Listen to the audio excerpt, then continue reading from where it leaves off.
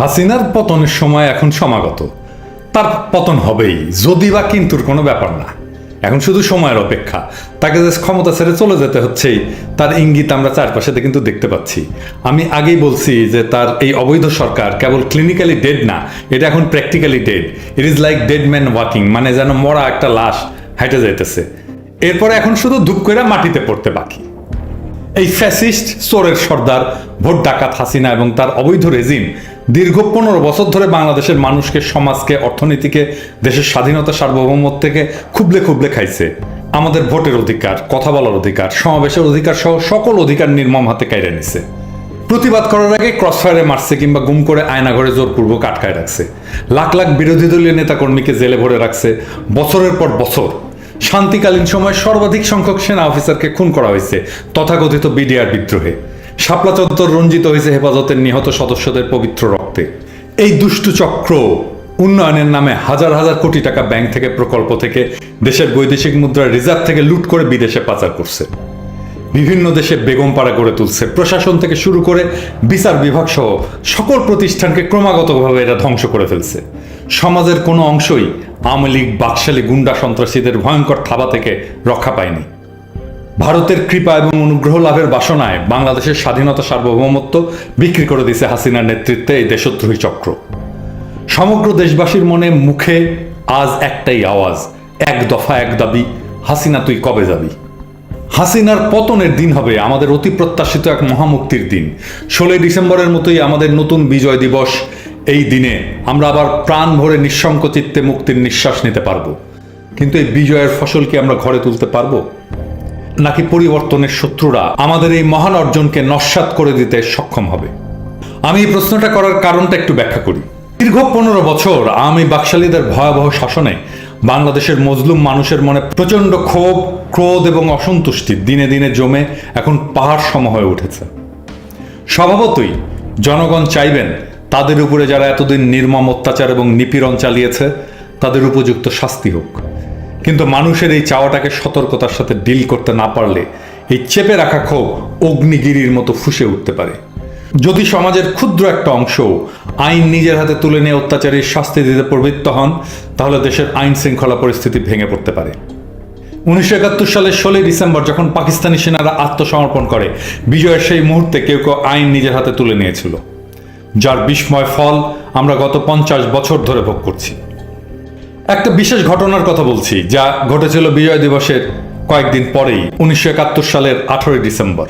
ওই দিন ঢাকা স্টেডিয়ামে সমাগত কয়েক হাজার লোকের সামনে কাদের সিদ্দিকীর নেতৃত্বে 4 ব্যক্তিকে দুষ্কৃতিকারী বলে অভিহিত করে বেয়নেট দিয়ে খুঁচিয়ে খুঁচিয়ে হত্যা করা হয়েছিল।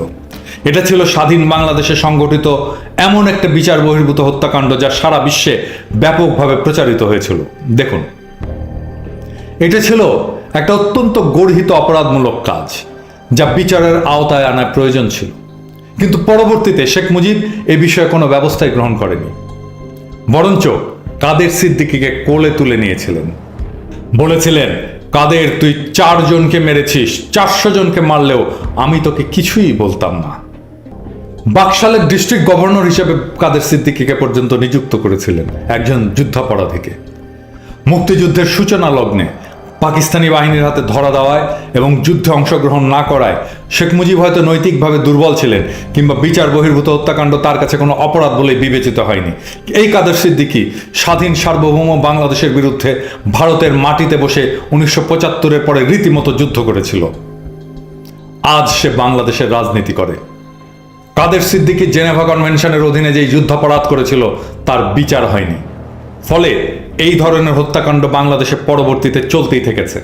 মুজিবের নির্দেশে ঠান্ডা মাথায় খুন করা হয়েছিল সিরাজ শিকদারকে পিছন থেকে ক্রসফায়ারে।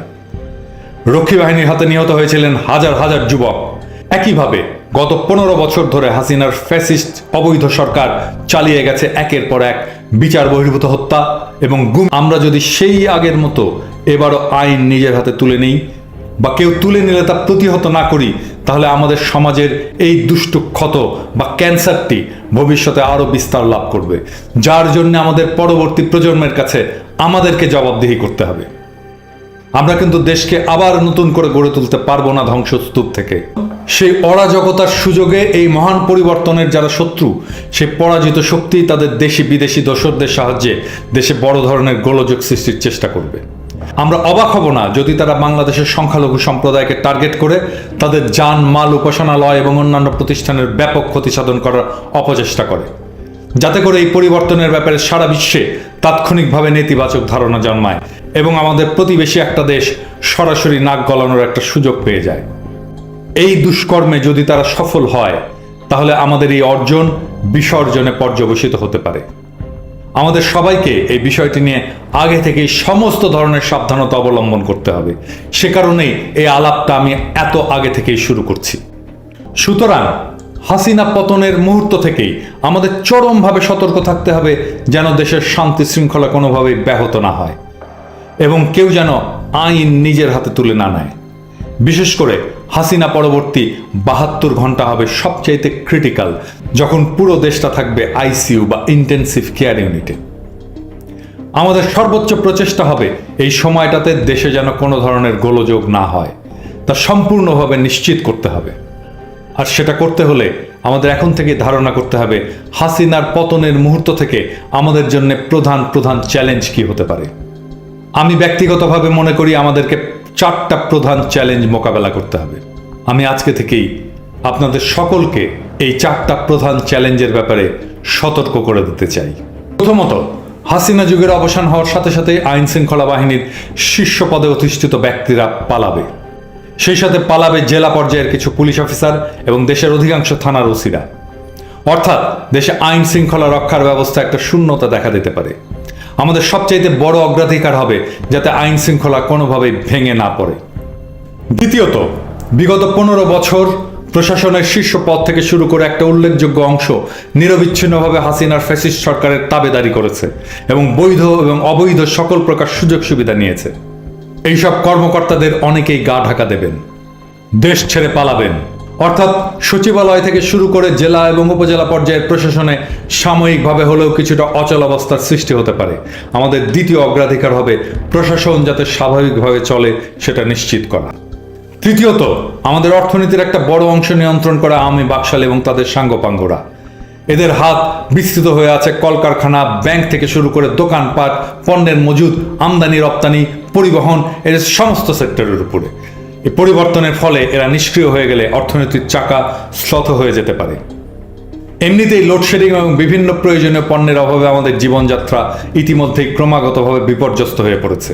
এইরকম অবস্থায় আমাদের তৃতীয় অগ্রাধিকার হবে অর্থনীতির চাকা চালু রাখা। চতুর্থত, একটা দেশ আভ্যন্তরীণভাবে যদি সংকটে পতিত হয় তবে বাইরের শক্তি 16 আনার সুযোগ নেওয়ার চেষ্টা করে।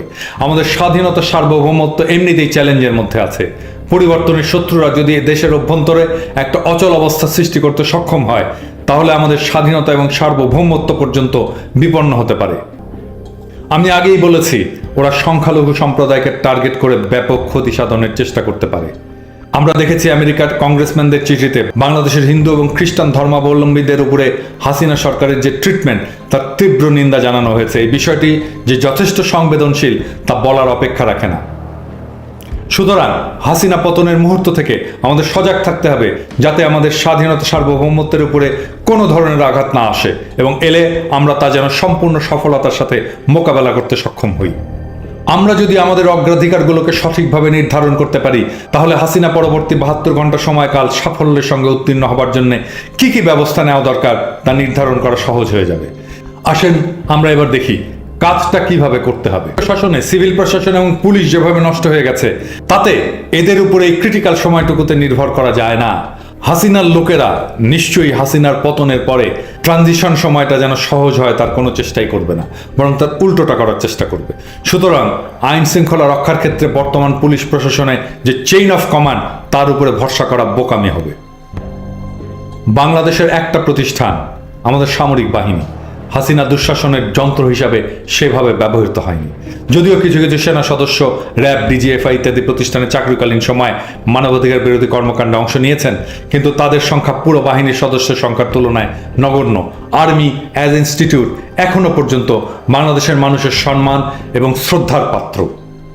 মোটা দাগে সেনাবাহিনীর উপরে এখনো বাংলাদেশের মানুষের ব্যাপক আস্থা রয়েছে। এই আপৎকালীন সময়ে তাদের অন্তর্নিহিত দায়িত্ব বলেই দেশের শান্তি এবং শৃঙ্খলা রক্ষার কাজে এগিয়ে আসতে হবে। এই ক্ষেত্রে সর্বপ্রথম এবং সর্বপ্রধান কাজটা হচ্ছে ম্যাজিস্ট্রেসি ক্ষমতা দিয়ে সারা দেশের সেনাবাহিনীর সদস্যদেরকে মোতায়েন করতে হবে, যার মুখ্য উদ্দেশ্য হবে দেশে যাতে কোনো ধরনের আইন শৃঙ্খলা পরিস্থিতির অবনতি না হয় এবং কোথাও এই ধরনের কোনো ঘটনা ঘটলে যেন দৃঢ় হাতে মোকাবেলা করা হয়। এইড টু সিভিল অ্যাডমিনিস্ট্রেশন বলে বাংলাদেশে একটা আইন আছে। এর আওতায় এর আগেও আমাদের দেশে বিভিন্ন সময় সেনাবাহিনী মোতায়েন করা হয়েছিল। অনেক থানার ওসি গা ঢাকা দেওয়ার সম্ভাবনা থাকায় ওই সমস্ত থানা অতি দ্রুত চিহ্নিত করতে হবে এবং সেখানে খণ্ডকালীন ভিত্তিতে সেনাবাহিনীর সদস্যদেরকে দায়িত্ব পালনের জন্য পাঠাতে হবে।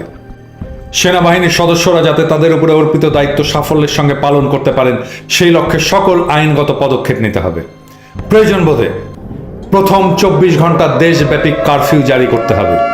একই সাথে কেউ যাতে আইন প্রয়োগের ক্ষেত্রে বাড়াবাড়ি না করেন সেদিকেও সজাগ দৃষ্টি রাখতে হবে। দেশব্যাপী সেনা মোতায়েনের কাজটা হবে পরিবর্তনের লগ্নে সবচাইতে প্রধান কাজ। আমি মনে করি সেনাবাহিনীর নেতৃত্ব পর্যায়ের অফিসারদের উচিত হবে আগামী মাসগুলোতে কি কি সিনারিও ডেভেলপ করতে পারে তা আমলে নেওয়া এবং প্রত্যেকটা সিনারিওর জন্য বিশদ অপারেশনাল প্ল্যান তৈরি করা। তারা যদি কাজটা এখন থেকেই না করেন তাহলে ক্রান্তি লগ্নে দেশের শান্তি এবং নিরাপত্তা বিধানে তারা ব্যাপক ব্যর্থতার পরিচয় দিয়েছেন বলেই জনগণ মনে করবে। আমি বিশ্বাস করি আমাদের দেশপ্রেমিক সামরিক বাহিনী সকল ভয়ভীতির ঊর্ধ্বে তাদের উপরে অর্পিত দায়িত্ব এবং কর্তব্য সম্পূর্ণভাবে পালনে কোনো ধরনের দ্বিধা বা অপারগতা প্রদর্শন করবেন না। আমার এই কথা শুনে আবার কেউ যেন মনে না করেন যে আমি মার্শাল ল বা সামরিক শাসন জারির কথা বলছি, মোটেই না।